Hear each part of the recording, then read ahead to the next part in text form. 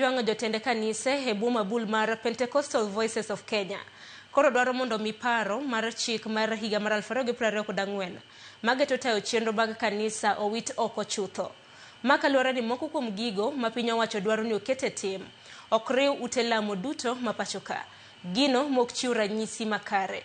Kaka Efi Nyakidi lero, jodologo olero ni nitiere dwaro mar beda kicha e kinde ma itimo kata manitemo los chike matayo chenro mag lamo. En paro mowinjore chiw chik kod yono ma ute lamo duto pachoka owinjore tagodo chenro mekgi. Paro ma bende imiyo sir kod apis aton jener kod apis jotend migepe. Paro makamano oyango ni nitie duol mabiro chung' ne loso chike matayo ute lamo. Duol ma bende biro riwo koda ka riwruog jodolo mar kanisa kopere Kenya Conference of Catholic Bishops, NCCK, Evangelical Alliance of Kenya, SUPKEM, Majo Din Islam, kod Hindu Council. Gino ma jotend din e boma bul mar Pentecostal Voices of Kenya wacho ni ok chiw thuolo ne kanise kaka mikgi. The commission is proposed to comprise of, among others, the Conference of Catholic Bishops, National Council of Churches NCCK, and the Evangelical Alliance of Kenya. While we have nothing against them, these bodies do not represent the diversity of the church in Kenya.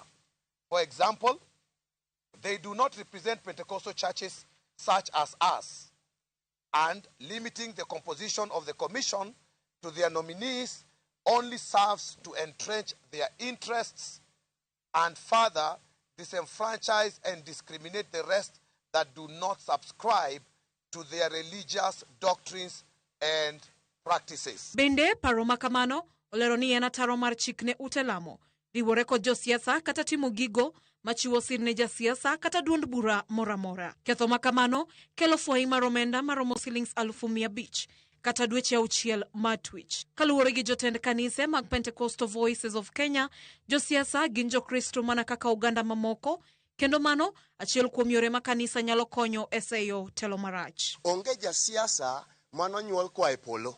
Josiasa duto te ma wan godo duto te gin mana achiel kuomwa. Moko nyithindwa, moko minewa, moko wetewa.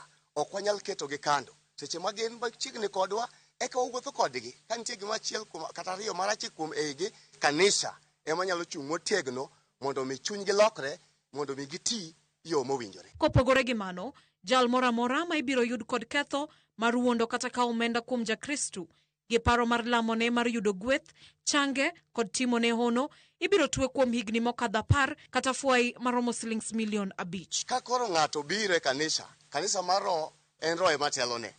To lamne Nyasaye, bang' lamone Nyasaye, to ono timore kata ono kotimore. Tiwacho ni koro bill ni miyo member thuolo mar dok e court. Owacho ni natimo achiel ariyo to ma ok otimore. Koro jatich Nyasaye cha nigi thuolo chiko wacho no nyalo bed nyalo tere court kata tweye nikech gima ok otimore mane roho ema onego bene timo. Mano ok wanyal yiego nikech wach Nyasaye en gima roho ema timo nade ema telone. Gino machielo ma bende jotend kanise omiyo pek ahinya en jal moramora kokadhe chenro mag lamo timo gino maketo chal ngima oganda kamarach. Gino ma Pentecostal Voices of Kenya wacho ni biro thiro ratiro mar golo paro makare e wi din machielo. When people were being buried in Shakahola, where were they? When those evil were happening in Shakahola, the local administration was there. So you can't use Shakahola, a criminal activity, to make the church to become a criminal activity in Kenya. Magi timore tok wito oko paro machielo machalo gi mano mane osir kod Senator Danson Mungatana. Efi Nyakidi, Ramogi TV, Nairobi.